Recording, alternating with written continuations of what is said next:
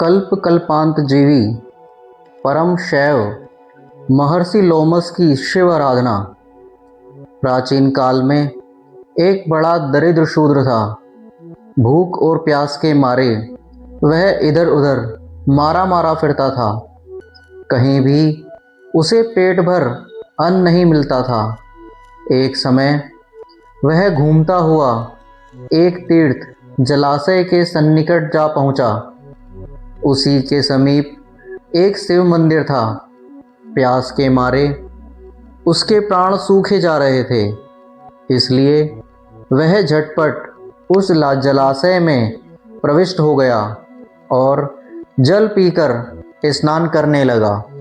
वहाँ स्नान से पवित्र हो उसी में से कमल के मनोहर पुष्प लेकर तथा कमल पत्र में शीतल सुगंधित जल भर करके उसने मंदिर में प्रवेश किया और महादेव जी को स्नान कराकर बड़ी भक्ति से कमल के पुष्प चढ़ाए।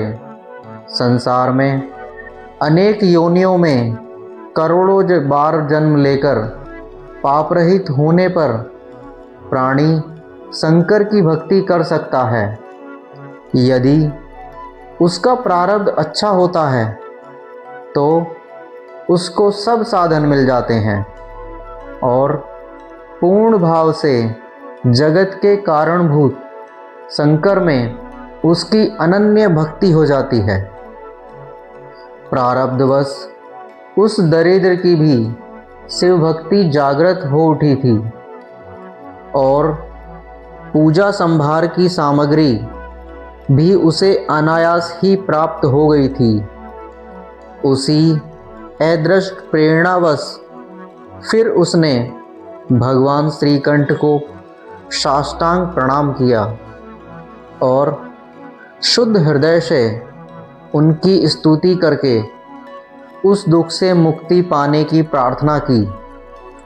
उसी एक बार की पूजा के प्रभाव से उस शूद्र शरीर का परित्याग करने के अनंतर उसने परम कुलीन ब्राह्मण के घर में जन्म प्राप्त किया।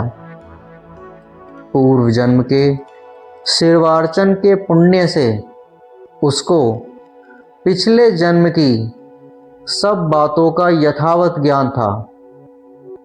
अतएव इस संसार को सर्वथा मिथ्या समझकर उन्होंने प्रारंभ से ही मौन व्रत धारण कर लिया।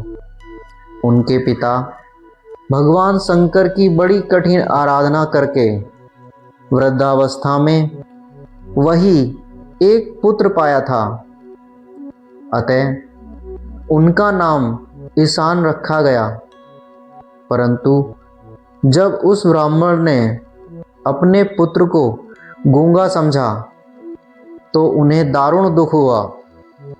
उनके गूंगेपन को दूर करने का निश्चय कर उन्होंने अच्छे अच्छे वैद्यों से अनेक औषधियाँ कराई, अनेक प्रकार के मंत्र यंत्रों का आश्रय लिया, पर किसी से कुछ लाभ नहीं।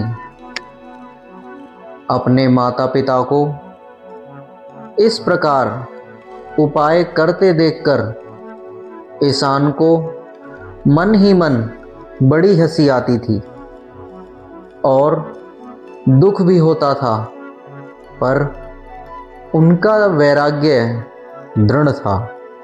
अतः वे अपने निश्चय से तनिक भी विचलित नहीं हुए। ईशान युवावस्था में रात के समय घर से निकलकर चुपचाप कमल के फूलों से शिवजी की पूजा कराते थे और घर में आकर सो जाया करते थे।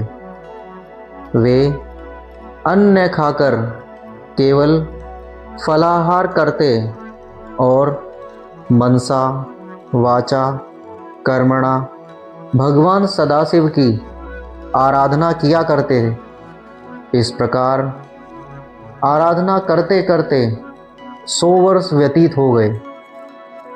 तब भगवान ने प्रसन्न होकर उन्हें दर्शन दिया उनके दर्शन पाकर वे मुक्त कंठ से उनकी स्तुति करते हुए कहने लगे कि हे सदाशिव, हे करुणा वरुणालय, आप भक्तों की कामना पूर्ण करने में बहुत प्रसन्न होते हैं। थोड़ी सी भी आराधना करने से आप उसे अनंत फल देते हैं।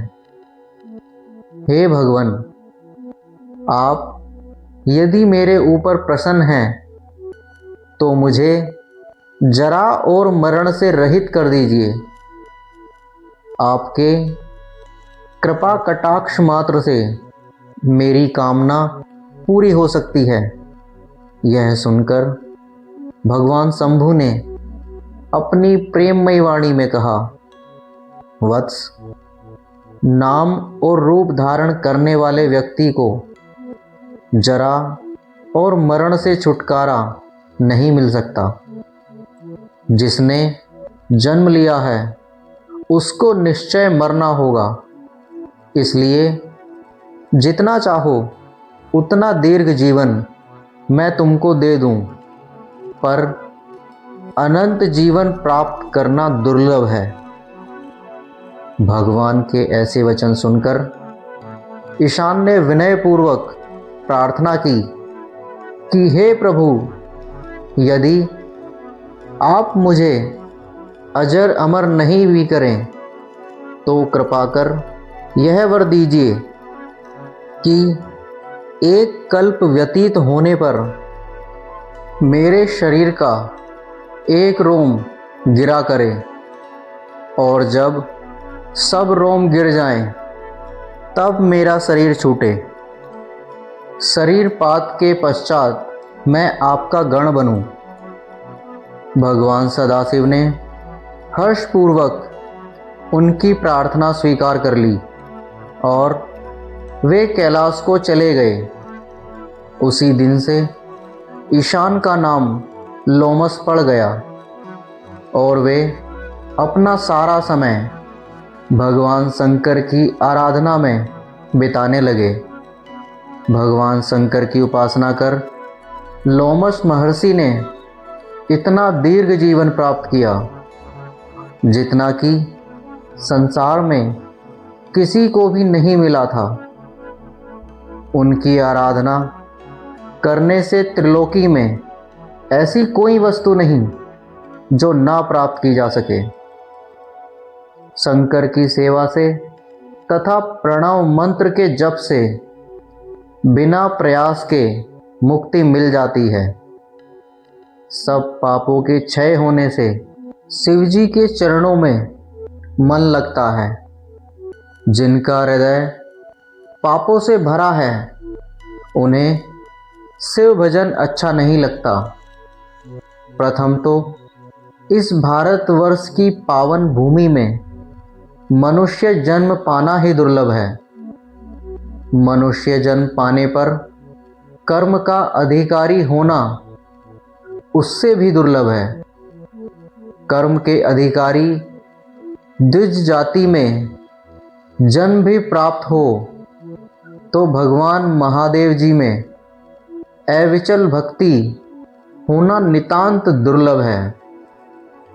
पूर्व जन्म के जब बड़े पुण्य होते हैं तब इन शुभ कर्मों की ओर मन की प्रवृत्ति होती है, अन्यथा नहीं।